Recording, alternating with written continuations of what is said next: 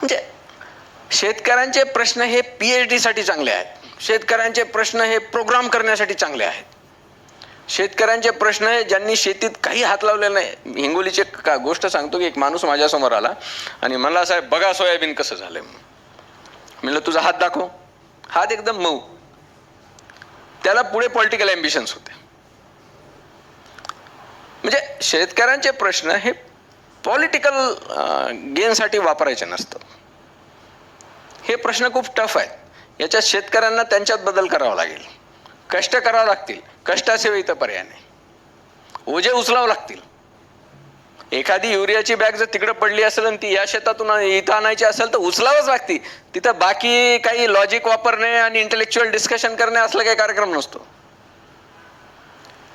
तुमच्या खोपी जर साप आलेला असेल तर तुम्हाला त्याला वॉर्ड ऑफ करावंच लागणार आहे. तिथं बाकी चर्चा करून जमत नसतं. तणकट असेल, तुम्हाला सांगतो तणकट एवढं बेकार आहे आता की जर तुम्ही आज बघितलं आणि 4 दिवस जर झोप काढली तर ते तुमच्या रेंजच्या बाहेर निघून जातं. बैल असतात, बैल राहिले नाहीत. सर्वात चांगली पाळी जी असते, तुम्हाला पाळी वगैरे मी एक्सप्लेन करत नाही पण 2 याच्यामधून सर्वात चांगली बैलांना पडती. आता बैलच नाहीत.